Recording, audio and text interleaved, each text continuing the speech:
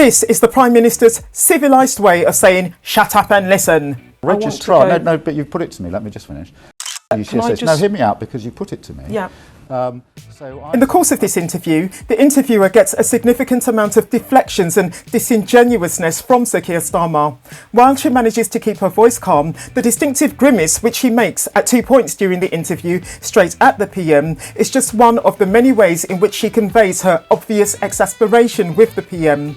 But look, every day... Do you get it, though? Every day... Do you get how it looks? If you're putting to me, Beth... This interview between Sky News' political editor, Miss Beth Rigby, and Prime Minister Sir Keir Starmer, which took place on the 25th of September 2024, covers the government's ditching of the winter fuel allowance for pensioners and the gifts worth around £107,000 that the PM has received from multimillionaire Labour peer Lord Alli, or, as the right-wing media is calling him, the PM's sugar daddy.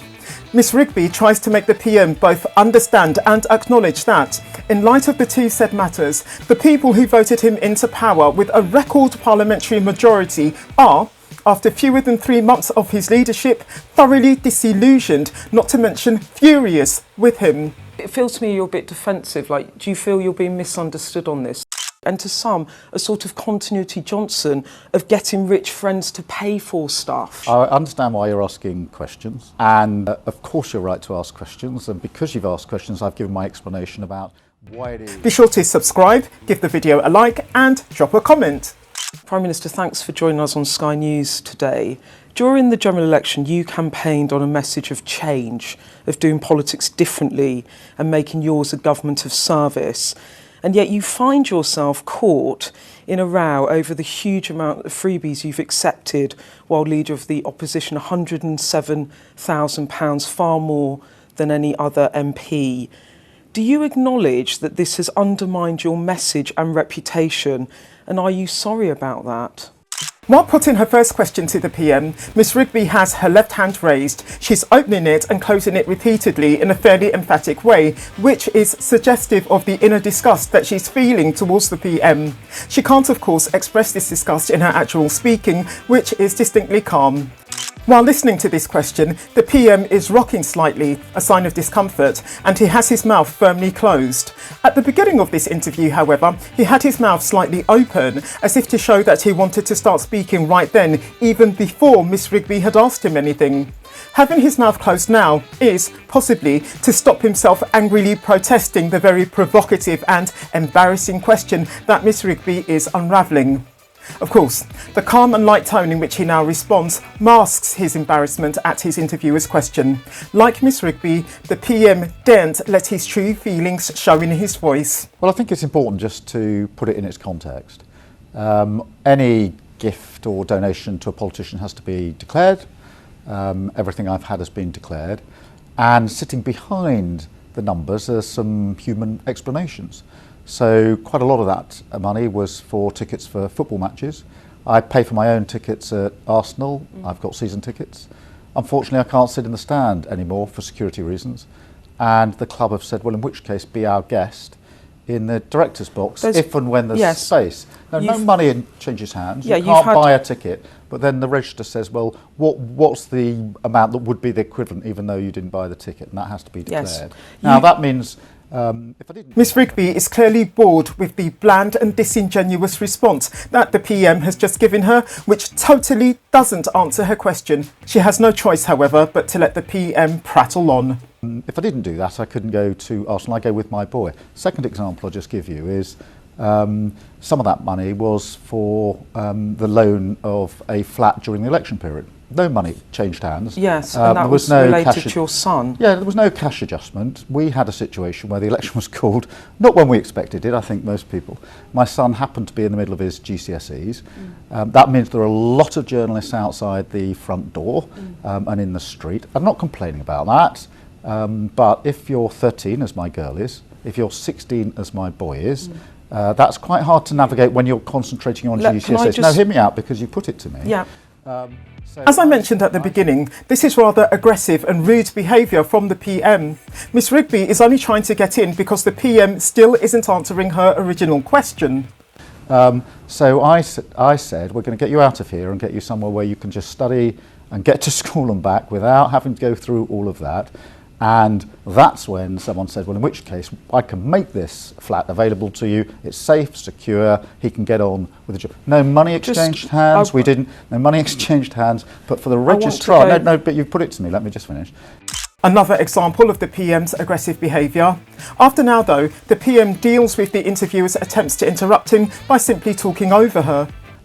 But for the registrar's purposes, he says, well, I know you didn't pay and nobody gave you money, but let's work out what it would have been worth if it had been a commercial transaction, which it wasn't. So I'm not saying, of course I understand why you ask questions, etc. But I do think sometimes it's important just to sort of look behind the number and say, what was the human story behind some of this? And I wasn't going to let my son fail or not do well in his GCSEs because of journalists outside our front door. We also, as you know, had protesters outside our front door. Sometimes, do you find these questions hard?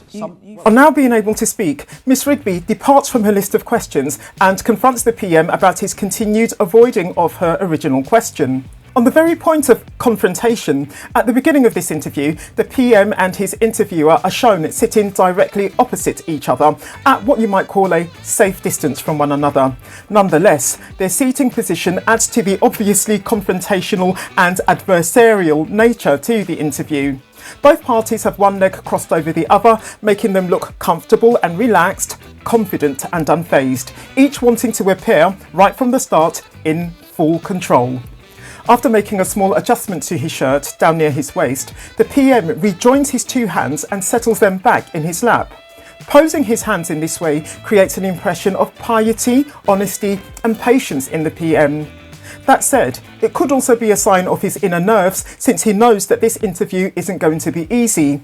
When we're nervous, we tend to subconsciously touch ourselves in order to soothe ourselves. The PM and Miss Rigby each have a very dark chair. The room itself is dominated by two double doors which are both dark brown, a dull carpet and fairly dim lighting. I've got no idea where the PM and Miss Rigby are, but I personally find the aesthetics of this place quite off-putting. The PM responds to Miss Rigby's question of why he's being defensive with further defensiveness and deflecting. Do I find protesters outside my front door when our children are in there worrying? Yes, I absolutely do. Do I want my son doing his GCSEs walking through journalists and protesters? No, I don't. I promised him, I promised my wife and I promised our children would protect them, and we will. But in both those... The slightly raised pitch to the PM's tone, coupled with the increase in the variation to his tone, are obvious signs of the irritation and annoyance that he's feeling, the whole cause of his continued defensiveness. Miss Rigby again picks up on this, only to meet with even more deflecting from the PM. But in both those cases, no money changed hands. It was simply a gift from Arsenal. It feels to me you're a bit defensive. Like, do you feel you're being misunderstood on this, that we shouldn't be...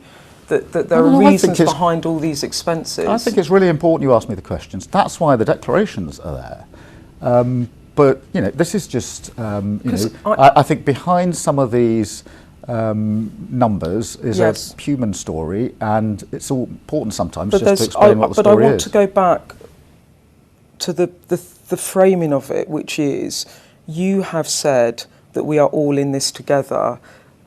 You said in your speech yesterday, it's a shared struggle, a project that says to everyone this will be tough. To coin a phrase, we're all in it together.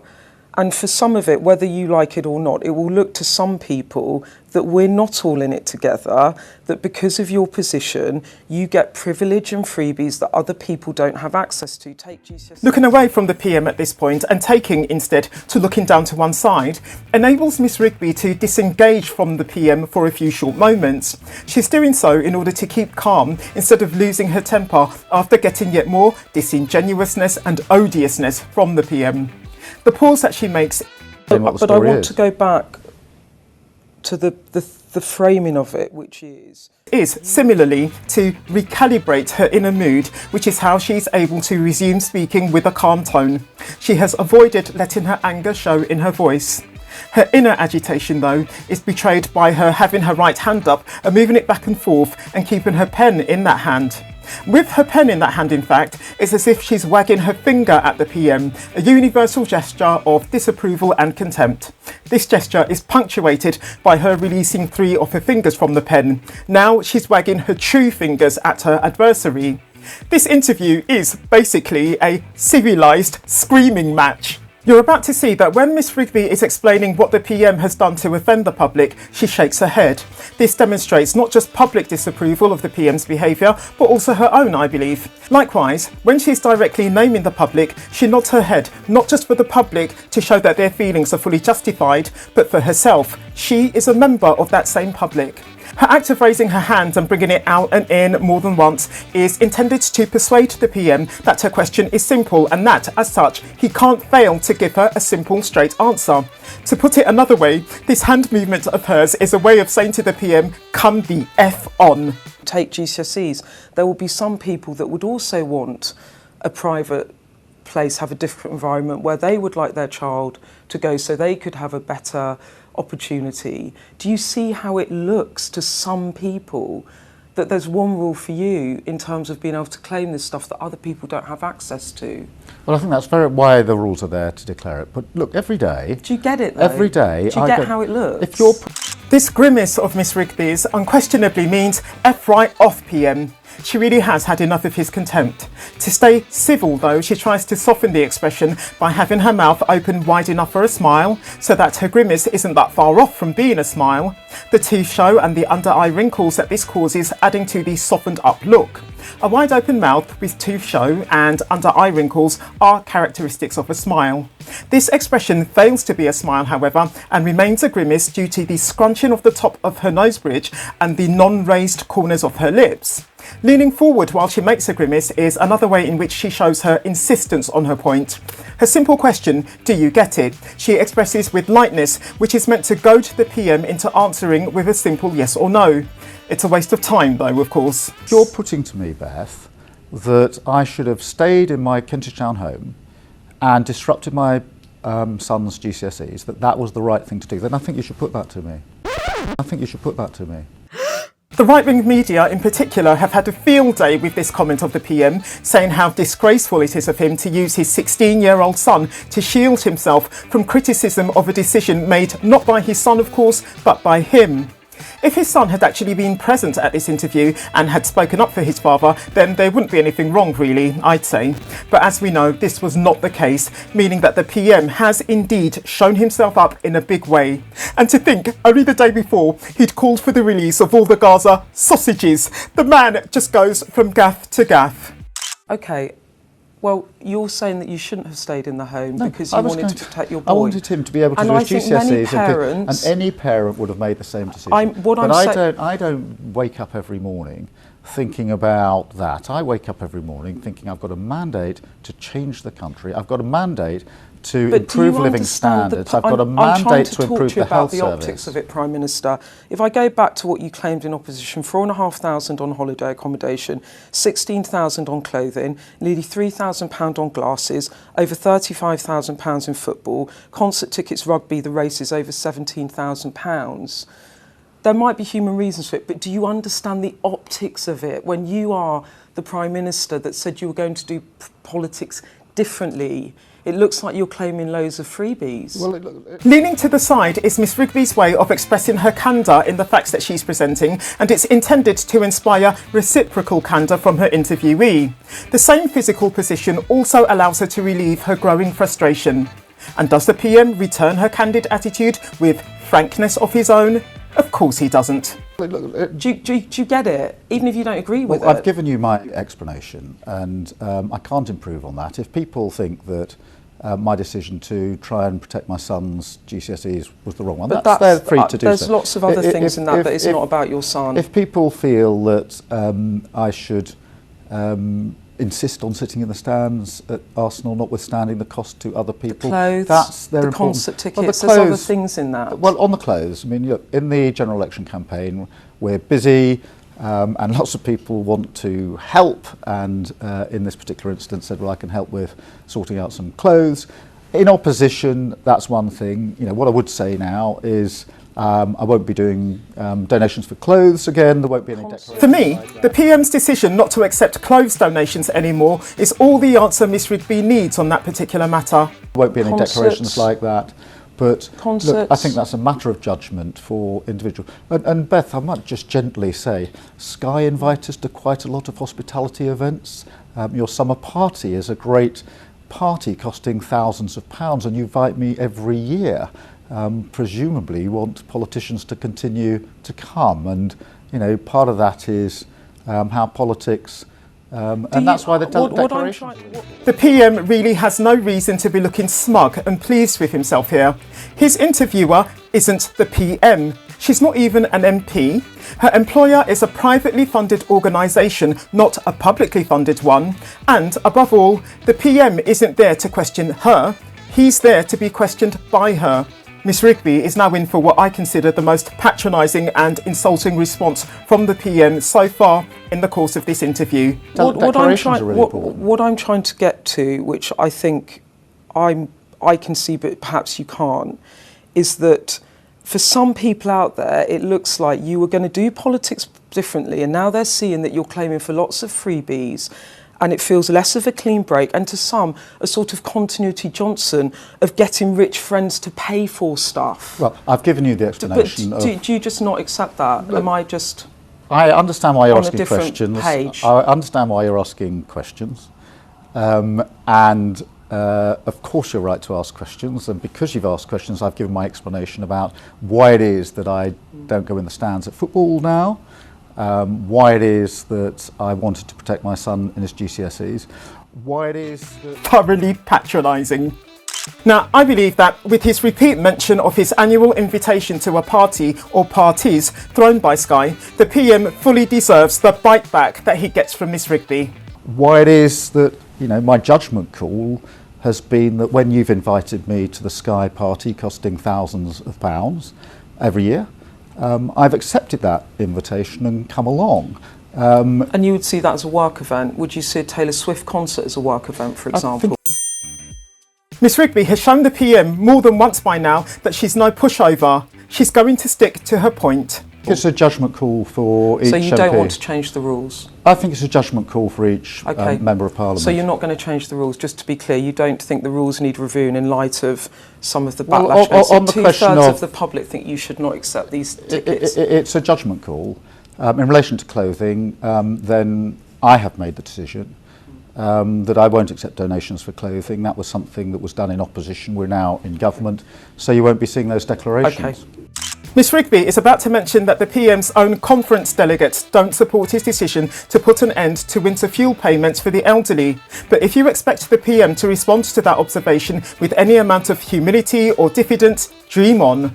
OK, Prime Minister, one other thing. Conference has just voted against the emblematic policy of your government cutting winter fuel allowance for pensioners. It's been rejected by your own party, your first conference as Prime Minister, and they have voted you down. It's not just Labour, it's the country that's not with you on this policy. It's bad politics. Well, I do understand why people are concerned about it, but we inherited a £22 billion black hole.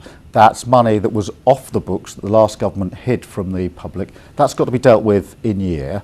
We've taken a decision to deal with it because that will stabilise the economy. That means we can commit and through you I recommit to the triple lock, which means that for pensioners, state pensioners, there was £900 extra this year, £460 protected next year, and so on and so forth, which is why by stabilising the economy, we can ensure that pensioners are better off with a Labour government. And that's why we've taken this decision. But it is important that, through you, I say, for all those that are entitled to pension credit, that they take up that credit, because then, of course, the payment is guaranteed for winter fuel allowance, and also there's the benefit of the credit itself. So those are the two things that I think are really important on this. Spin, spin, wishy-washy, disingenuous, insulting spin. Pensioners need their winter fuel payments now, Prime Minister, not in the 5 or 10 years that it might take the government to, quote, stabilise the economy, unquote. You can make cuts elsewhere in the budget to keep the winter fuel payments in place, I reckon, like in military spending possibly. Ms Rigby's use of body language to trigger a candid response from the PM once again proves futile. Final question, right? You said in your speech, no return to Tory austerity. To make it clear, are you considering changing borrowing rules in the budget to allow you to borrow billions more for investment in public services? Is that your answer to no return to Tory austerity? Well, there will be no return to Tory austerity. We saw the damage that has done, and we're still feeling the damage that has done. Obviously, and I'm not going to get ahead of the budget, I've said economic growth is our number one mission. And we are talking to investors across the world about investing here in the UK, the conditions and the stability, and therefore any public element of that will be alongside private investment. But you're not ruling out, so you're considering changing borrowing rules? I'm not going to get ahead of the budget. In principle? I'm not going to get ahead of the budget. But you will borrow to invest? Look, I'm not going to get ahead of governments have always borrowed to invest. The question is whether we can trigger in the private investment that we need. And private investors say to me, what matters most is economic stability. That is the thing they consider over and above all else, which is why we're taking the tough decisions now to ensure we've got the economic stability that we need. In this interview, Prime Minister Sir Keir Starmer has behaved mainly exactly how just about any other politician would. You don't let your adversary get the better of you. If you've enjoyed this video, I recommend you to watch this one next. I'll meet you there.